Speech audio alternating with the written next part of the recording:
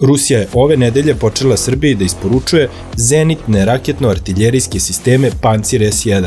Ovo rusko oružje dokazalo je svoju efikasnost u Siriji i Libiji kao po mnogo čemu superiornije oružje od američkog sistema Patriot.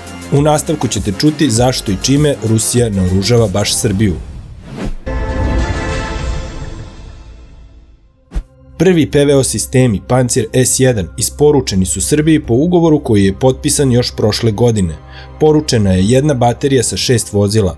Pre toga su srpski oficiri bili na obuci u Rusiji i učili kako se upravlja ovim oružjem tokom manevra Slovenski štit 2019.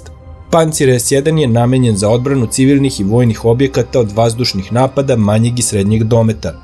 Ispostavilo se da su ovi sistemi baš na dan isporuke Srbiji po ko zna koji put uspešno odbili vazdušni napad terorista na rusku vojnu bazu u Siriji. Za svega 2 godine ruski PVO sistemi uništili su više od 100 bespilotnih terorističkih letelica koje su pokušale da napadnu bazu Hmeimim. Specifičnost Pancira ogleda se u njegovoj visokoj efikasnosti kod otkrivanja i uništavanja neprimetnih i niskoletećih raketa, kao i bespilotnih letelica i svega što se aktivno koristi u savremenim konfliktima. Poređenja radi, američki sistemi Patriot bespomoćni su u borbi protiv terorističkih raketa ručne izrade, što su potvrdili nedavni napadi na naftne objekte u Saudijskoj Arabiji. Izraelski vojni stručnjaci odmah su nakon napada posavetovali armiju Saudijske Arabije da pređe na ruske pancire, koje posjeduju susedni Ujedinjeni Arapski Emirati i koje aktivno koriste u Libiji. Krajem prošle godine pojavila se vest da je Pancir u Libiji po prvi put oborio američku bespilotnu letelicu MQ-9. Saradnja Rusije i Srbije ne ograničava se samo ovim vidom naoružanja. Srbija je najveći kupac ruskog oružja u Evropi, dok joj Rusija mnogo toga dostavlja i besplatno.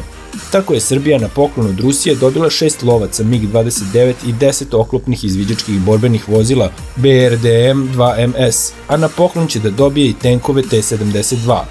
Ništa manja podrška ne dolazi ni preko redovnih zajedničkih vojnih vežbi. Zašto Rusija sve to čini? U Rusiji su svesni da je srpska armija doživjela ogromni pad nakon raspada Jugoslavije i da joj je teško da sama obnovi svoj odbrambeni potencijal, pa iz tih razloga još uvijek koristi zastarelu sovjetsku vojnu tehniku.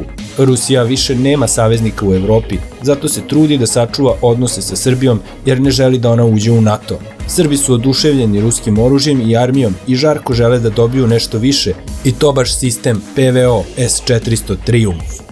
Međutim, to je političko pitanje, a sam S-400 je veoma skup. Isporuka Pancira može da bude svojevrsna najava isporuke S-400, jer je upravo Pancir borbena podrška sistema S-400. Ova stvar bi trebalo da bude pokrenuta sa mrtve tačke kada ruski ministar odbrane Šojgu tokom godine poseti Srbiju.